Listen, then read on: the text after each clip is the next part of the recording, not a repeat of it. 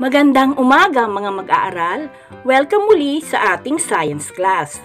At ito ang inyong lingkod, si Maestrang Hera. Ikaw ba ay nakaranas na ng pamamanhid ng kamay o ng daliri? O di kaya'y pananakit ng paa o ng talampakan?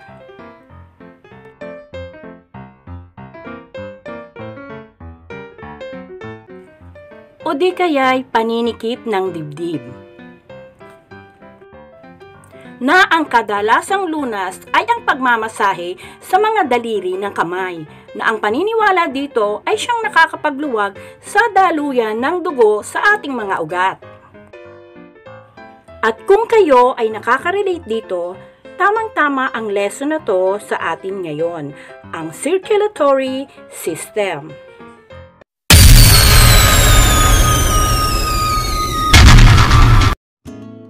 Ano nga ba ang iba't ibang parts ng circulatory system at ano ang pinaka-main organ nito?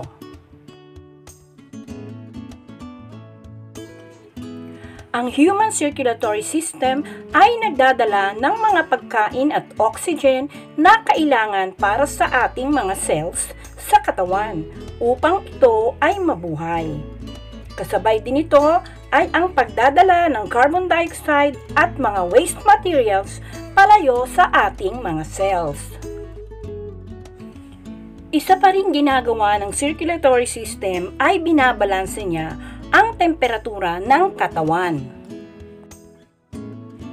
Taglay din ito ang mga substances na proteksyon para sa mga sakit.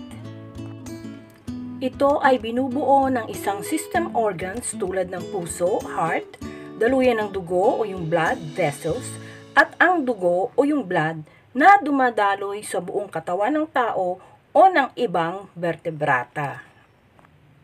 Ito ang mga parts ng ating circulatory system. Una, ang heart o ang puso. A muscular organ that pumps blood throughout your body. Sumunod naman ay ang blood vessels o ang daluyan ng dugo. Ito ay binubuo ng arteries, veins, at capillaries. At ang panghuli ay ang blood o ang dugo, na binubuo naman ng ating tinatawag na red blood cells, white blood cells, plasma, and platelets.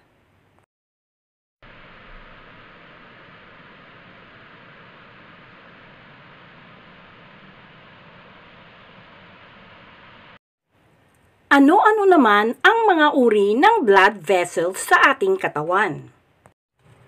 Una na dito ang arteries. Ito ay isang manipis na muscular tubes or tubo na nagdadala ng oxygenated blood mula sa puso papunta sa iba't ibang parte ng katawan.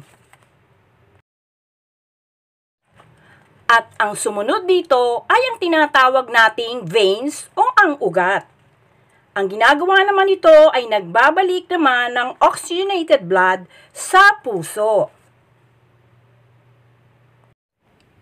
Ang sumunod dito ay ang capillaries. Ang capillaries ay ang nagdudugsong ng maliliit na arteries o tinatawag nating arterioles at ang maliliit na ugat o venules. Dahil ang ugat na ito ay manipis at maliit lamang, dumadaloy dito ang oxygen, ang mga sustansya o nutrients, at ang mga waste product papasok at palabas ng cells. So, ano naman ngayon ang organ ng circulatory system? May sagot ka na ba?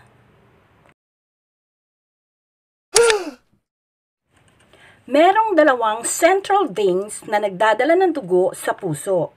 At ito ay ang mga, una, ang superior vena cava. Ang superior vena cava ay siya ang nagdadala ng dugo mula sa ulo at braso o yung tinatawag nating upper bodies. Ang sumunod naman ay ang inferior vena cava. Ito ay ang nagdadala ng dugo mula sa stomach, pelvis, legs o yung tinatawag nating lower body papunta sa puso. Kaya nga ba dapat nating pangalagaan ang nag-iisang organ ng ating circulatory system? Ito ay ang ating puso. Maraming sakit ang binibigay sa atin dulot ng malfunction ng circulatory system at ito ang ilan sa mga sakit. Ang atherosclerosis, ito ay sanhi ng pagkain ng sobrang taba. Isunod na natin ang heart attack o atake sa puso. Nangyayari ito pag napuputol ang supply ng dugo sa puso o yung tinatawag nating blood clot. At ang angina. Ito ay ang pananakit ng dibdib. Ilan lamang ito sa mga nabanggit kong sakit na dulot ng malfunction of the circulatory system. Kaya baguhin na natin ang ating nakagawiang lifestyle. Kailangan natin ng tamang diet at exercise o ehersisyo. Uminom ng 12 baso ng tubig araw-araw.